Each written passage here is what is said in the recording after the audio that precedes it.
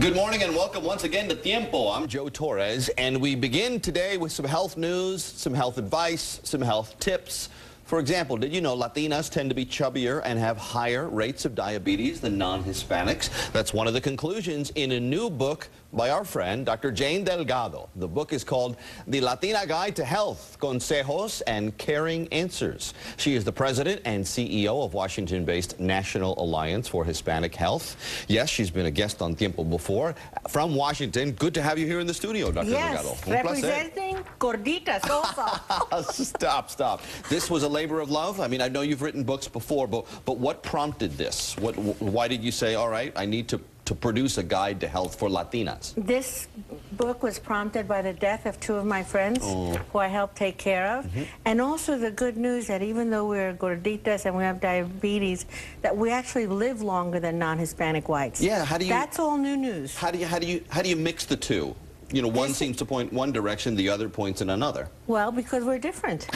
Okay, and that's explain. And that's the scientific question now. NIH has something called the Study of Latinos, looking at 16,000 Hispanics around the country, really to understand how come if we are overweight and we have diabetes, how come not only do we live longer, but we have less heart disease than other people? And what was the answer? What did you come up with? They're going to wait 5 years, but we have some hints, and yes. I think that you know what some of those answers are. Well, I'm sure there's culture, I'm sure there's family, I'm sure there's maybe the food. That's right. I think the food is partly responsible for the diabetes, yes or no? Well, the food no. types What we eat? happens is that we don't do much exercise. You know, what's interesting is the first generation that hits the 50 states. La tierra, okay.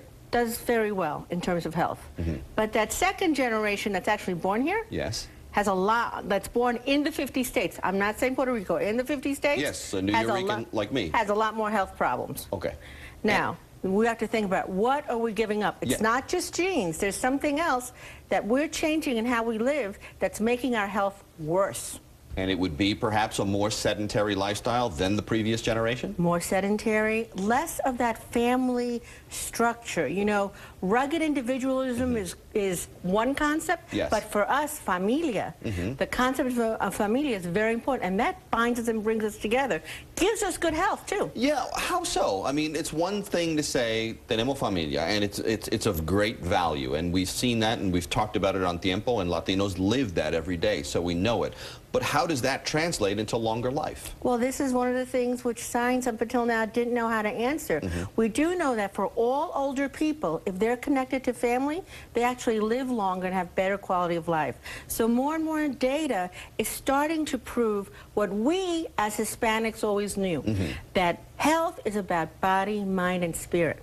And now mainstream health celebrates that. So we can be part of that health and teach other people what's good about us. But I'm missing the middle point. I see the data, I see the result. What's happening in the middle that leads to the longer life? What is it about familia that makes us healthier? Well, I think what happens is that when you have family, that your body is actually producing healthier hormones and chemicals and things like that. You also have the support of family that helps to reduce stress. Now remember, family is good, but to an extreme, it's very bad. You know, I think mucho is too much. A lot of people are shaking their head right now. So it's finding that balance, and that balance is important for our physical health, mental health, and spiritual health, because it's all connected. Yes. You say this book also inspired by women you met across the country.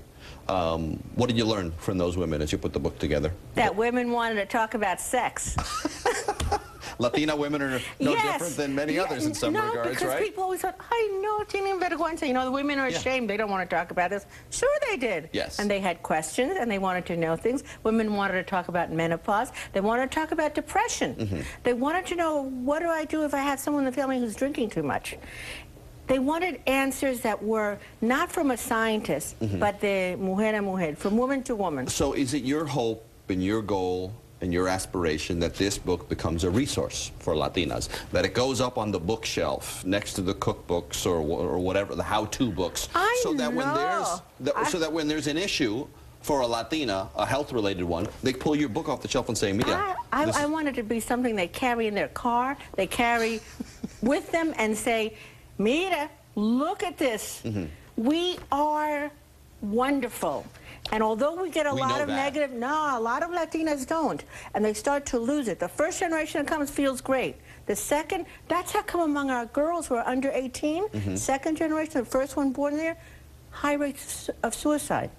Attempted suicide. Why are our girls trying to kill themselves more than any other girls under 18? There's something going on. And we have to strengthen them, give them the spirit, the love, and the good self-esteem that they need. A few more general questions before we break down the details in the book. The data, you mentioned the study, the NIH. What did you use to collect all the data? Where did you go to collect all the data? Well, they're collecting in 4 places around the country, but the big thing that happened was in 1989, the U.S. death certificate finally had a Hispanic identifier.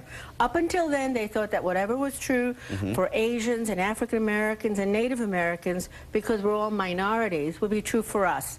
Once they started collecting these data, they started seeing we were different. We weren't dying from the diseases we should be dying from. So then NIH, just a few years ago, decided to say, well, let's see what's happening right. What are these people doing right? And we know we're doing a lot of things right. We just have to be very careful that when we adopt mainstream values, that we don't take the bad things. So one thing that concerns me is young girls, young men, smoking a lot more than their parents drink, abusing substances more than their parents did. So we really have to rethink about, if there are choices, how do we help people make good choices? So in that instance, with the death certificate data, you use the end result and work backwards from there, correct? Exactly, exactly. And that was very important, because thinking like, for example, for us, the idea of cancer, we have to be concerned about cervical cancer, especially for Latinas, less so than breast cancer or prostate cancer for men. Good place to stop. We'll come back with that. We'll talk about some of the issues, some of the chapters here, and get specifics. We're talking about health concerns of Latinas. Details. Stay with us on Tiempo.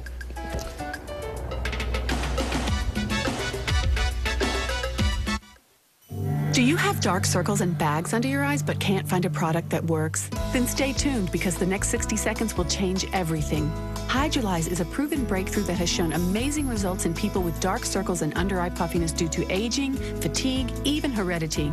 And for a limited time, we're looking for 100 women in this viewing area to try it risk-free. Just call 1-800-507-6026. The first 100 callers are guaranteed a risk-free trial, so call now. If lines are busy, try again.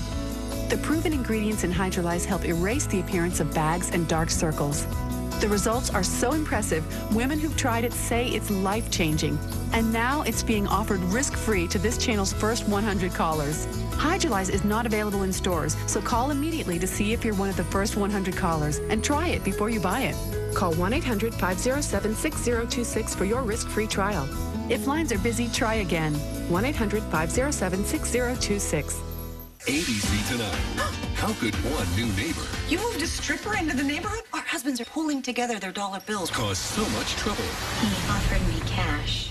ABC's Desperate Housewives. All new tonight, 9/8 Central on ABC. We use hand sanitizers all day, but the alcohol dries my hands. Finally, an alcohol-free sanitizer from Gold Bond. Kills 99% of germs without drying, then moisturizes like lotion. New Gold Bond Hand Sanitizer Moisturizer. Kills germs. Loves your hands.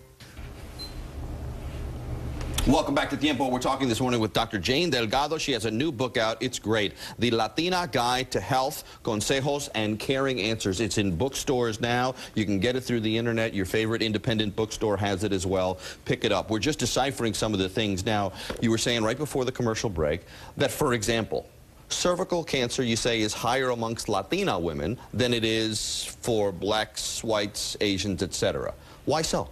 One of the things is Latinas are less likely to use a condom.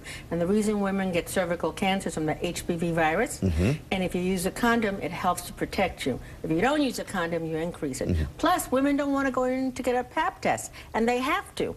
We have to take the steps that we need to take for our health. So armed with that type of information, they can go ahead and move forward to keep themselves healthy. Exactly, exactly. There's a lot we can do. Liver disease, what did you find with that and Latinas? Liver disease, you know, in Spanish, you will say, me duele el hígado. Right. We say, it hurts my liver. Sure. In English, people say that and you go, what? But we as Hispanics are in tune to our bodies. And in fact, we're more likely to get liver disease than other people. We don't know why, but it's something that in our language, in the way we sense our bodies, we know it. And we have to learn to trust that a lot better. And when the liver hurts, does it pan out when you go to the, go to the doctor, of course. Go see your doctor. And that's why alcohol can have a worse effect on us than in other people, because our livers don't work as well. Wow. Making today's medicina work for you, medical approaches become Latina friendly. What do you mean by that? What happened? Latina friendly is that now you can talk about body, mind, and spirit to your healthcare provider. Before you couldn't. Before they just saw you as a machine. And it was very hard for many Latinas to talk about me siento mal, me siento terrible, but it wasn't a physical sense, it was more of a mental and spiritual sense, and that affects your body. And now we now know that those things affect your physical health. And mainstream medicine accepts that. And here in New York, in many hospitals, hablamos español. Claro que sí. You can tell the doctor in Spanish or tell the nurse in Spanish. Exactamente. There was something here on taking care of our health needs, and I love the way you went through each essential fact and gave a little quote.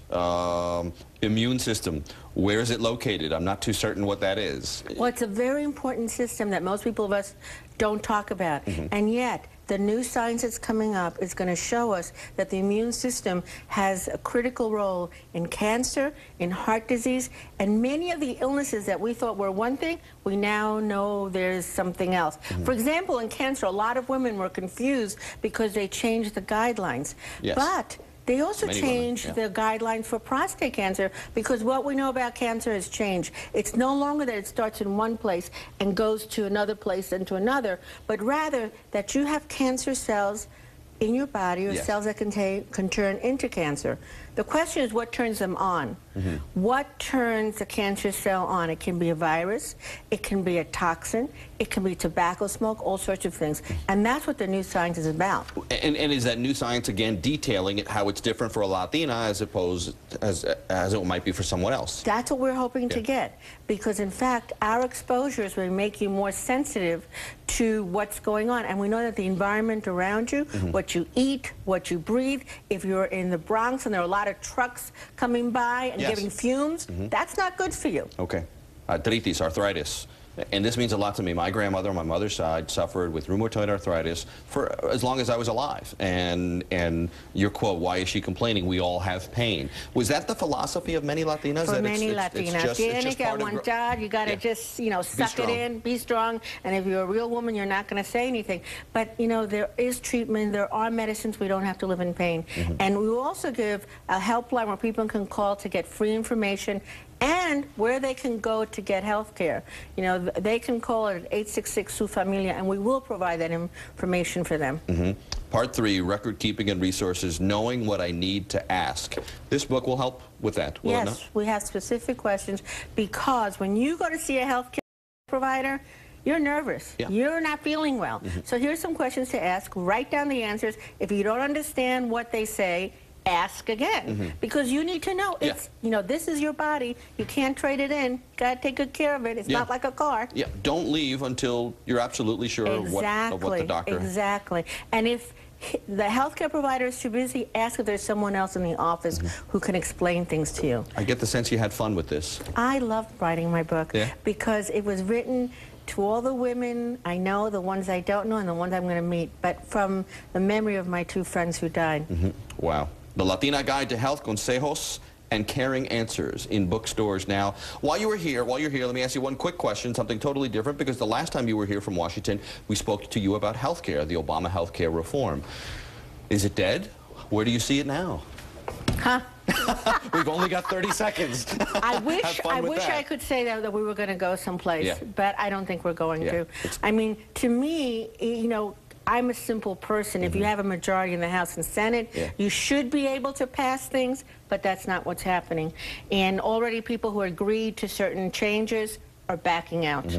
A lot has happened since the last time we chatted. Exactly. Un placer. Thank you very, very much. Good luck with the book. Keep us posted. Okay. Yes, thank you. Coming up, we switch topics and look at help for high school kids looking to get into college. That's next on Tiempo.